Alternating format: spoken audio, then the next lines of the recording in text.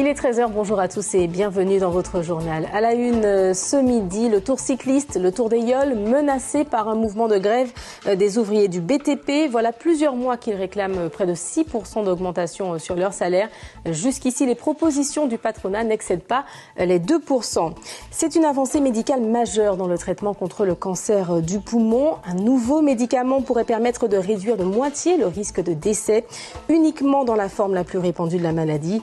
Une annonce qui génère de l'espoir chez les patients. En cyclisme, le retour sur le championnat d'outre-mer qui s'est achevé hier à Nouméa. Sur les 11 coureurs martiniquais, seul Kélian Julius arrive à se hisser dans le top 10. Bilan plus que mitigé pour la profession. Et puis pour finir, on entame une semaine à Saint-Joseph avec William Zebina pour la rubrique Fondoc. Il nous emmène aujourd'hui à la rencontre d'un fabricant de flûtes de bambou. Il a équipé en tout cas les plus grands flûtistes de Martinique. Son portrait est à découvrir en fin de journal.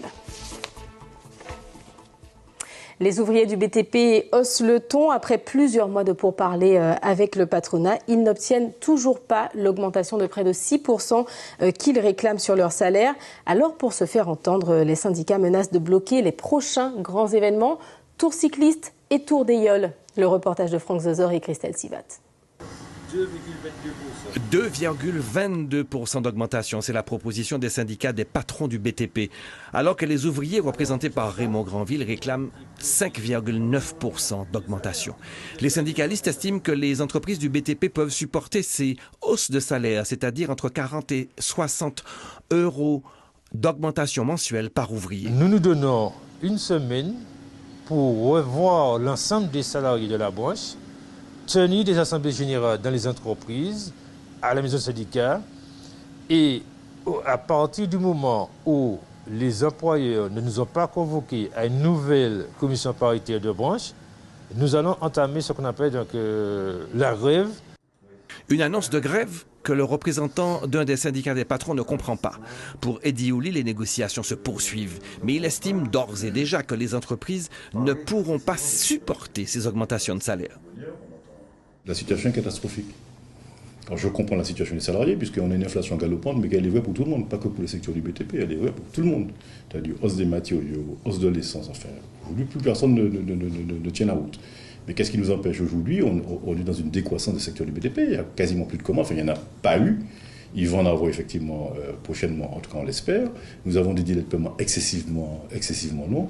Tous ces éléments-là font que les entreprises n'ont pas la trésorerie. À tel point, nous concernant FFB, nous regroupons, j'ai envie de dire, toutes les entreprises, petites, grandes et moyennes. Ce que je peux vous dire, c'est que la petite entreprise de moins de 10 salariés est quasiment dans les capacités de payer des salaires trop importants. Aujourd'hui, elle paye les salaires nets, mais elle est en capacité de payer les charges qui vont avec. On en est là aujourd'hui. Les ouvriers du BTP pourraient mettre en exécution leurs menaces de grève s'ils n'obtiennent pas satisfaction. De plus, ils envisagent de perturber les grandes manifestations populaires des prochaines semaines, le Tour des Yoles et le Tour cycliste. L'établissement français du sang en quête de donneurs. À ce jour, la situation est critique sur le territoire. Les réserves ne cessent de baisser, ce qui perturbe l'organisation des hôpitaux et les soins aux patients. Le reportage de Nathalie Josse et Fabienne Léonce.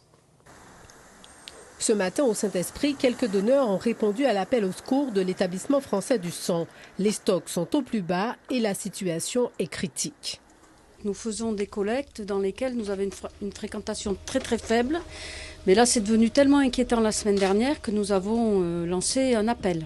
Il nous manque environ 40% des poches de sang qui sont utilisées pour les malades en Martinique. Donc, nous avons été obligés de faire appel à la solidarité nationale en faisant venir plus de poches de sang que ce que nous faisons habituellement. Lina, donneuse régulière, est consciente de la nécessité d'aider ceux qui en ont besoin.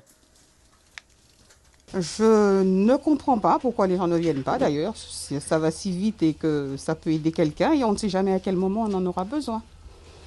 Donc il serait bien que les gens commencent à venir.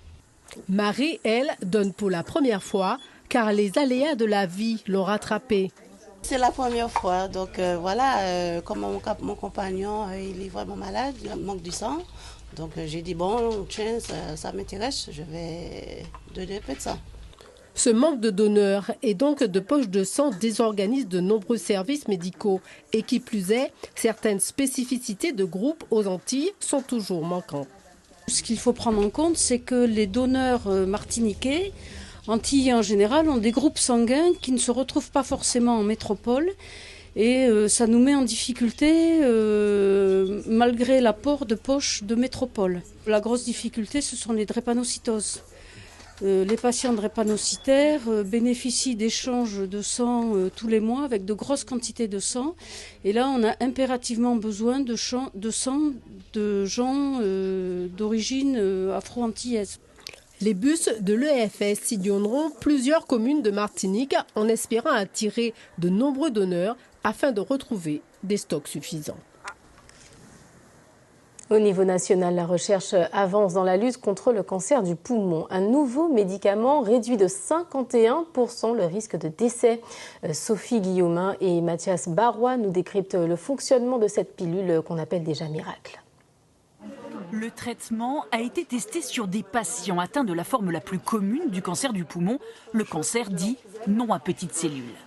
680 malades ont été sélectionnés. La moitié ont pris la molécule, l'osimertinib, l'autre moitié un placebo. Résultat, après 5 ans, 88% des patients traités étaient toujours vivants, contre 78% chez les autres. C'est un médicament par voie orale qui va rentrer dans les cellules tumorales. On le prend une fois par jour, c'est très simple. Et en rentrant dans les cellules tumorales, c'est comme une clé dans une serrure. Il va aller bloquer la prolifération de la cellule et parfois la faire mourir. Le traitement s'adresse à des patients qui ont été opérés et chez qui la tumeur présente certaines mutations génétiques. C'est ce qu'on appelle une thérapie ciblée. Déjà utilisée dans le cancer du sein, elle est pleine de promesses. C'est un vrai espoir parce que ça montre que pour chaque cancer, on va vers un traitement personnalisé. On l'a avec les thérapies ciblées, on l'aura demain peut-être avec les vaccins thérapeutiques. Mais c'est vraiment la démarche aujourd'hui, plus de thérapies ciblées pour plus d'efficacité. En France, ce nouveau traitement devrait concerner quelques centaines de patients sur les 46 000 diagnostiqués chaque année d'un cancer du poumon. Et puis cette information à noter, la qualité de l'air devrait rester mauvaise aujourd'hui pour le deuxième jour d'affilée. Selon Madininer, la concentration en particules fines reste très élevée malgré une petite baisse par rapport à dimanche. La pollution est générée par le passage d'une brume de poussière assez dense sur notre territoire. Cette quinzaine, on écoute donc... En fait, on va parler à présent de cette journée qui est organisée aujourd'hui, cette quinzaine de la qualité tourisme, un événement organisé par la CCI à destination de tous les professionnels du secteur pour cette première journée au Squatch Hotel. Intervenants et participants ont abordé la question du tourisme durable. C'est l'une des deux thématiques abordées lors de cette quinzaine. On écoute Alexia Nan au micro de Caroline Antich-Martin et Aurélie Treuil. Nous avons deux thématiques qui s'identifient en fait sur cette quinzaine. Donc d'abord la thématique du développement durable qui va aider les entreprises à trouver des actions, des leviers pour réduire leur facture EDF par exemple, ou encore comme aujourd'hui ce qu'est le tourisme durable, mais aussi surtout avoir conscience de l'importance de cette notion, de cette thématique qui relève aujourd'hui d'une demande de plus en plus de la clientèle touristique qui veut voyager durablement aujourd'hui. Sur le volet numérique qui va basculer sur la deuxième semaine, on va avoir des leviers sur tout ce qui est l'e-réputation, qui est vraiment un sujet très important aujourd'hui. Comment je suis mon e-réputation, qu'est-ce qu'on voit de moi sur Internet, sur la toile, et aussi c'est comment utiliser tous les outils de communication qui permettront de rendre visible mon activité pour que je puisse capter un maximum de clientèle. L'actualité internationale à présent marquée d'abord par ce mortel glissement de terrain dans le sud-ouest de la Chine. 19 personnes ont perdu la vie. La catastrophe est survenue dans une zone montagneuse sur un chantier de production minière. Plus de 180 sauveteurs s'activent sur place pour poursuivre les recherches et aussi sécuriser la zone. En Guyane, à présent, l'inquiétude des voyageurs, les usagers des lignes intérieures. Il ne reste plus qu'un seul avion d'Air Guyane pour assurer les dessertes. Le deuxième appareil qui était en service a subi un problème de moteur hier, ce qui laisse augurer de grosses perturbations pendant au moins une semaine. Samedi, Air Guyane constate une puissance insuffisante sur les moteurs d'un appareil de ce type un LED 410. Impossible de décoller. La compagnie n'a plus qu'un seul avion pour la desserte des communes de l'intérieur. Résultat, 2 vols annulés hier vers Maripasoula, les 20 passagers lésés étant répartis sur d'autres vols jusqu'à mercredi, et la compagnie revoit son programme à la baisse la semaine prochaine. Pour Maripasoula, on passe de 21 à 14 vols par semaine, pour Saint-Laurent-Grand-Santi de 10 à 7, Saül de 10 à 4, Camopi reste à 3 vols hebdomadaires. Des passagers sont avertis de l'annulation de leur voyage. D'élite devait partir lundi matin pour Maripasoula. Et on changé les vols pour le mois d'octobre et j'attends toujours. Et toujours des problèmes de Guyane. Nous qui travaillons à Maripasoula avons besoin d'aller pour faire notre travail, même pour venir ici à Cayenne, c'est la difficulté de toujours. La compagnie a finalement trouvé une place pour cette passagère lundi à la mi-journée. Joint ce dimanche, Christian Marchand, directeur d'Air Guyane, précise que tout est mis en œuvre pour rétablir le service au plus vite. Un spécialiste moteur venu de République tchèque, où sont construits les LED, est attendu pour tenter de régler le problème et 2 moteurs devraient arriver mercredi ou jeudi. Il faudra ensuite au moins 2 jours pour monter ces moteurs sur l'avion cloué au sol. Retour à la normale au mieux donc d'ici 1 semaine, mais même avec 2 avions, la desserte de l'intérieur reste fragile.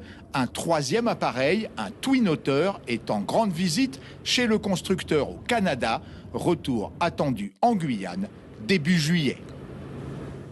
Allez, un mot de sport à présent avec le championnat cycliste d'outre-mer qui s'est achevé hier en Nouvelle-Calédonie. 3 épreuves réparties sur 2 jours. 8 garçons, 8 filles ont défendu les couleurs de la Martinique. Et le bilan est mitigé malgré quelques podiums. Seule Kéliane Julius s'impose au classement parmi les 10 premiers. Elle arrive en 7e position. Chez les hommes, pas un Martiniquais parmi les 10 premiers. Alors, que s'est-il passé? Alfred Desfontis, bonjour. Vous êtes président du comité régional de cyclisme donc ici en Martinique. Bonjour et merci d'avoir accepté notre invitation. On va d'abord parler des hommes. Nos meilleurs cyclistes de Lille étaient sur place, Stanislas, Carnier, Nubul, pour ne citer qu'eux. Alors comment expliquer ces résultats? Comment expliquer, si je me permets de répondre à quelques questions, c'est tant mieux, puisque les garçons sont encore en train de revenir et que je n'ai pas de bilan. Donc pour avoir vu quelques images, je peux me permettre de dire effectivement c'est une contre-performance par rapport à ce que nous avons réalisé l'an dernier à l'île de la Réunion. Qu'est-ce qu'ils en disent? Vous les avez eus au téléphone?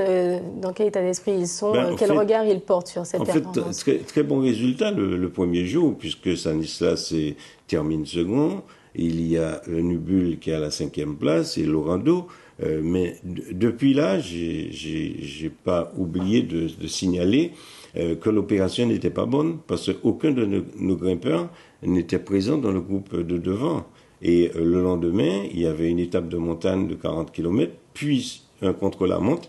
Et nos hommes qui, en quelque part, orchestrent cette discipline de contre-la-montre et de grimpeurs étaient à 7 minutes en arrière. Donc j'avais déjà vu dans quel fossé que nous dirigeons. Et puis les résultats finaux ont donné cette contre-performance.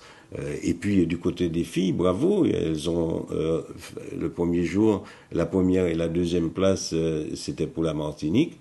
Mais face à des triathlètes de montagne, dont des redoutables filles de la Réunion et de la Nouvelle-Calédonie, qui sont des filles qui ont participé à déjà des structures professionnelles en France. Alors, avant de passer aux filles, on y reviendra, mais je voulais juste vous faire réagir par rapport à ça. Avant son départ, Axel Carnier avait pointé du doigt l'absence d'entraînement collectif de la sélection. Est-ce que c'est une piste à creuser au regard de ce que vous dites vous-même sur la stratégie adoptée? Est-ce qu'il aurait fallu faire plus d'entraînement éventuellement, plus de synchronisation? Je relance régulièrement l'encadrement à la commission technique pour reprendre comme avant des entraînements collectifs, pouvoir regrouper ces coureurs en semaine La difficulté, c'est que il y a des heures. Nos cyclistes ne sont pas des professionnels, hein, ils ont leur travail. Il y a ceux qui travaillent dans des municipalités, merci aux municipalités qui les autorisent. En tout cas, il faudra réfléchir à un changement de stratégie, mais il faut que nous de... arrivons à nous organiser pour faire des entraînements collectifs, ou regrouper les garçons, ce ne reste qu'ils puissent être ensemble et pouvoir se préparer. En tout cas, des pistes de réflexion. On va parler des femmes, parce que vous le disiez, c'est la première fois qu'une sélection de femmes était représentée à cette compétition. Alors, qu'est-ce qu'il en est ressorti? Elles étaient 3. Au niveau de notre fédération, ainsi que le comité d'outre-mer, nous avons en quelque part, depuis quelque temps, causé pour qu'ils puissent avoir un championnat pour les filles. Ça y est, c'était en place. Nous avons pu amener 3 filles. Le résultat pour une première participation, je ne dirais pas que ça a été mauvais, c'est déjà bien. Et tout cela pour permettre à notre fédération de développer en quelque part cette pratique des féminines et l'étaler sur les ultramarins, sur l'outre-mer. Donc c'est une bonne chose. Donc elles étaient 3 cette année. Vous réfléchissez à augmenter le nombre de participants? Augmenter 3, pourquoi? Parce que le billet coûte cher. Hein. Il y avait un budget en quelque part à respecter. Et je pense que d'ici 1 an ou 2 ans, ça va peut-être se dérouler sur la Guadeloupe. Il y a une grande réflexion à mener. En tout cas, l'objectif, c'est de développer cette pratique féminine vers le cyclisme. Une question rapide sur le Tour cycliste qui se rapproche. Et nous, c'est dans un peu plus d'1 mois. Où est-ce qu'on en est de la préparation? Ben, ça se prépare. La preuve, nous avons signé un partenariat sur le Tour, une exclusivité au niveau de Martinique Première qui donnera des images dès le début des étapes jusqu'à la fin. Et en termes de préparation pour les joueurs nous continuons à démarcher notre tour. D'un autre côté, il y a les clubs qui s'engagent, qui doivent préparer leurs athlètes. Parce que, étant il n'y a pas de sélection, il faut que chaque club puisse préparer ses athlètes pour qu'ils puissent nous donner un beau spectacle. Merci Alfred Desfontis, président du comité régional de cyclisme de Martinique. Merci beaucoup. Merci. On poursuit ce journal avec cette émotion au stade Bernabéu de Madrid. Karim Benzema effectuait son tout dernier match aux couleurs du Real Madrid après 14 ans de gloire, 25 titres, dont 5 en Ligue des Champions. Tous les supporters s'accordent à dire qu'il a marqué l'histoire du club. Le Ballon d'Or s'apprête maintenant à rejoindre l'Arabie Saoudite pour au moins 2 ans, à raison de 200 millions d'euros par an. C'est le montant du contrat. Voilà, retour chez nous pour une expérience sensorielle inédite, une déambulation artistique et sonore à travers les jardins de la maison d'Aimé Césaire. Et c'est l'artiste martiniquais Mao Gani qui a été choisi pour réaliser cette performance qui est désormais ouverte au public. C'est le reportage de Delphine Bess et Thierry Socan.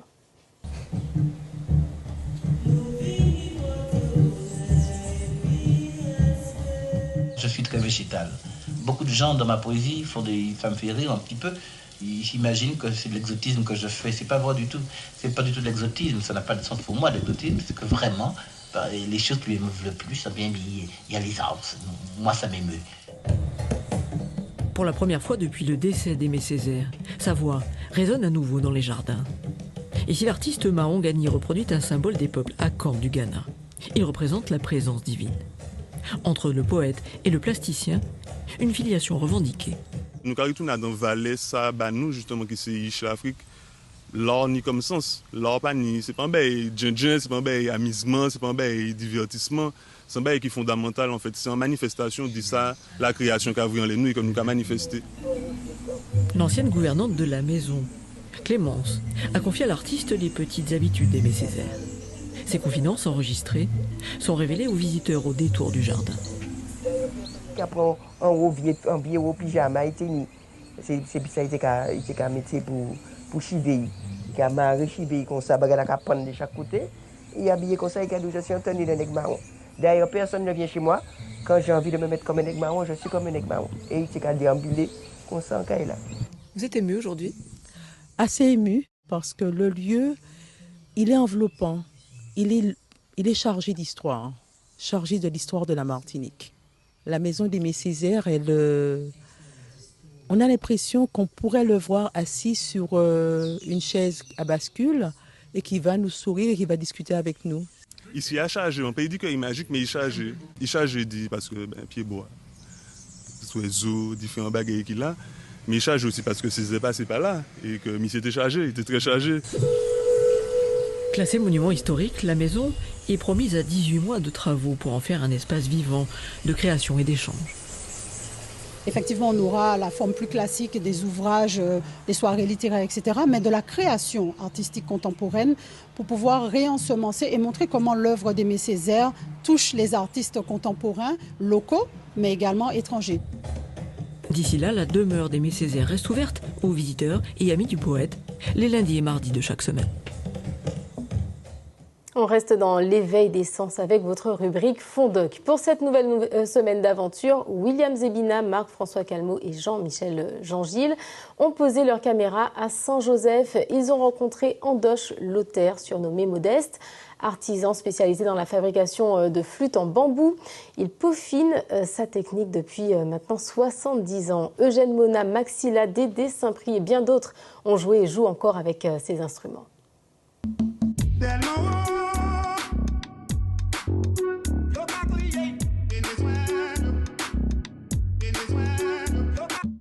Bienvenue quartier Gondo à Saint-Joseph. C'est ici à la Kaili Andoche Lauter que tout le monde a crié Modeste qui a fait tout le bambou.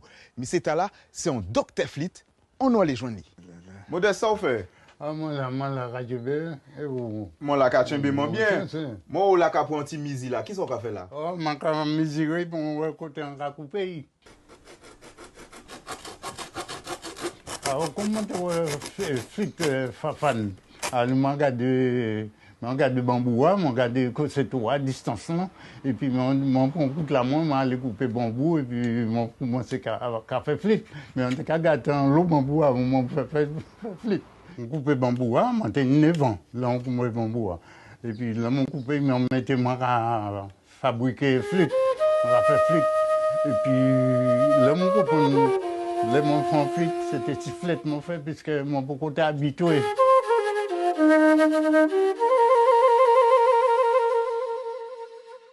On a fait flûte par monde qui ont vu jouer flûte. C'est pas Eugène Mona. Ensuite, après Eugène Mona, on fait Pilon, Dominique Pilon, on fait Dédé Saint-Prix, on fait même pas Maxilla.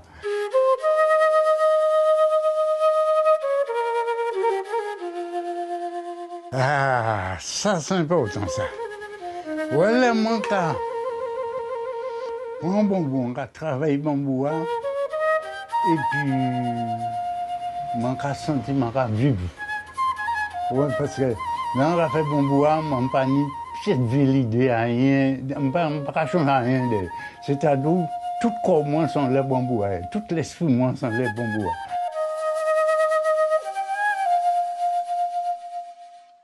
L'oka accordé sans rien pour te rendre dingue. Parce que si tu es plus que ça, ou qu'on pense qu'il était bon, ou qu'on gâté, ou qu'on désaccord des flûtes là. Comme fois maintenant en guitare, ma pensée non note là était qu'à faire, c'est à ce fil guitare qu'on professeur était qu'à expliquer.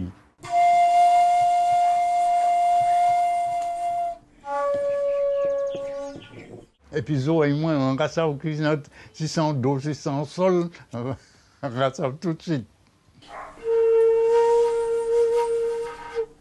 Les morceaux là-dedans, et puis les aiguilles à s'ouvrir là, c'est-à-dire, injuste.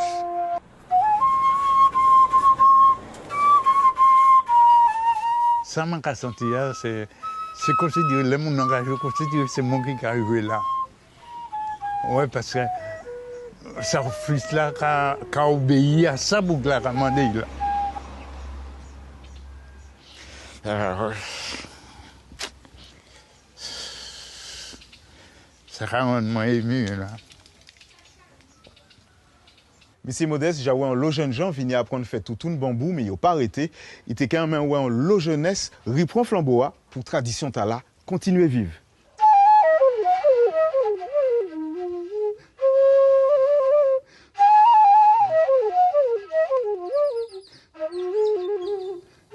Voilà pour l'actualité à 13h. Je vous en rappelle le titre principal.